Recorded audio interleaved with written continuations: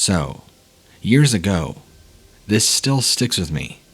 So I'll tell you this because, well, maybe you can identify what it is I saw. I was jogging through a park in central Chicago. As far as Chicago went, this was an area with a healthy amount of trees for being so urban. Beyond this were skyscrapers and traffic-jammed roads that we all know as of cities.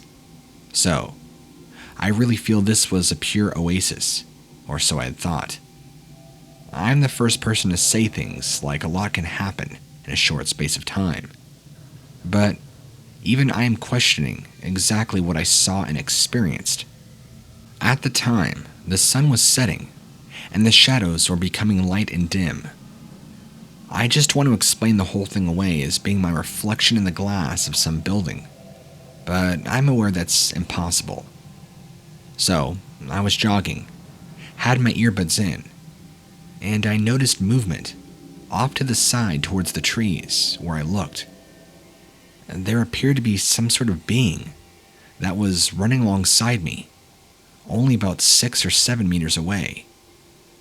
It had its head turned slightly to look at me, the same way my head was turned slightly. It appeared furry, the rusty hue of an orangutan. The face is what got me the worst. It had compound eyes like a fly, and the features were mammalian. It had pointed ears and pointed teeth. This thing, to put it clearly, was ugly. I froze. It froze too. And when I took a step, it also took a step. It mirrored my movements perfectly, which was disturbing. I looked for signs or maybe a funhouse mirror or some other setup where an illusion could be easily pulled off. Nothing. I was faced with some devilish creature that may have been taking cues from my reflection. I was instantly feeling dread, and more of it kept up with every movement. I just became more and more terrified. It meant that I had no hope of outrunning this thing. My brain went into haywire mode, running crazy with all kinds of scenarios. The thing following me home. At one point, it broke off its mimic to lunge at me, and I feel like I dodged it with less than a second to spare. It had grazed me so closely, I could smell this pungent odor of dirt and must, and an odor I can't even identify. This thing had utterly wholesome feel to it. And what I mean by that is it could grab me if it wanted to. It imitated my actions flawlessly. This was something from another realm, something demonic. I began sprinting, like my life depended on it. The thing was at a constant distance behind me, and I don't know how I managed to fight off the despair that tried to swallow me. I found the edge of the park before I knew it, and there were several cop cars sitting nearby. I made an attempt to flag them down with screams and frantic arm waving. I got their attention, and they got out of their vehicles and ran to me, as if they didn't know what was going on. I went to point at what was pursuing me, but it was gone. I told them what was chasing me and what it had done, and they immediately gave me a breathalyzer test and took all sincerity and seriousness of my accusations. Now, my opinion of law enforcement was not bolstered that day. I felt exhausted, emotionally shaken up, that I barely kept myself together to find my vehicle and get out of there. I've tried to do some research, and I can't find anything about a mutant bat-faced creature-looking monkey thing that lives in the shadows and hides in mirrors. Was this a demonic encounter? What was this?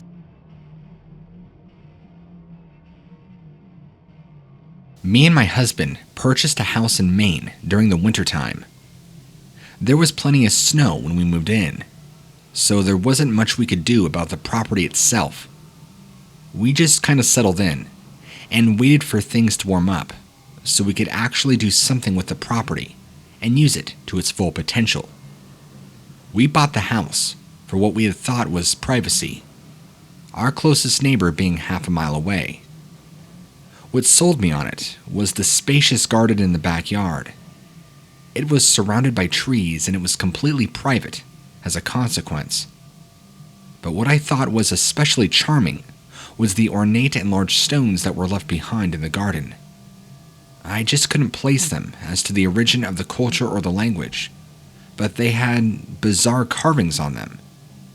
A few of them I swore resembled Native American, but I've only ever seen authentic native inscriptions as being pictures, like hieroglyphics. They weren't arranged in a way that would allow me to work freely. So, I decided that when the warm season came, I would rearrange them and everything would be fine. Up until the warm season, the house continued to have a very welcoming and hospitable vibe to it. We felt like it was our home. We felt like we belonged. Something changed the day that I laid my hand on those stones. It took me a while to figure out that that was the turning point, but it had to have been it. As soon as I began moving the stones around, the feel of the entire place shifted. I wrote it off as simply being the effect of transitioning from one season to another. I had begun the day feeling energetic, full of life, but after working in the garden and moving those stones around, I didn't feel right. My energy was leaking someplace. I didn't know why or where. All I knew is that I needed to lay down, into a minute or maybe an hour, and then that hour turned into the rest of the day. The next day I was up and feeling fine. I figured that I just might have come down with something. Sure enough, as soon as I began working in the garden again and rearranging those same stones, this bad energy took over. Over the next few days, I became irritable and quick to anger and lash out at my husband. Tasks that required basic concentration and focus were very difficult. I couldn't even get a fraction of much work done as I used to. Since gardening was my stress relief, I kept thinking that some time out in the garden would help, but that always ended up in being more of a problem. It was about a weekend when I would start going out to the garden. I saw movement right before I arrived. It was the kind of movement where you look to see it was, and all you see is a moving leaf, or something out of the corner of your eye, and assume it to be a small squirrel. But there are things that I was beginning to see on a regular basis. Every single time I went out to the garden, in fact. After a week, I thought my mind was beginning to play tricks on me, because the stones would not be where I left them. In fact, I would obsess over where to place them. It was something to distract myself how awful I felt. I would spend a ludicrous amount of time deciding how to place them, and then the next day, they would be right back where they were before, or they would be moved into entirely different arrangements. This didn't help things at all. I thought I was losing my mind. One trip out to the garden, I finally noticed that when the stones were rearranged in my absence, they were always facing the east. I decided to be a smartass, and I not only rearranged them, but I turned them facing the west. No sooner had I adjusted the last stone, there again was movement all around me. Claws raked against my skin, and I felt sharp teeth bite into me. I tried to look at one of my attackers, and they moved out of sight. The sounds they made were similar to those of small dogs, but that description is not exactly accurate. My wounds didn't hurt the way you think they would, but they were deep, and I was bleeding, enough that I needed medical attention. I gave the medical techs an explanation that they would accept. So, I began leaving the stones in the garden alone. The strange hostile atmosphere that surrounded the house disappeared gradually, but the damage done to me physically and mentally could not be so easily repaired. The garden became to go overgrown. I didn't want anything to do with it anymore. There was some sort of presence, of some kind of rivaled ownership. My short temper dissipated, but I became reclusive. Whatever was in the garden did more than shake up my nerves. And if anybody out there or you has experienced something similar, I would love to hear your story. I feel like I've lost myself in a way that I will never get back. It's all over a bunch of stupid stones on the land that I own. Do you know anybody who has gone through anything similar so I could have somebody to relate to?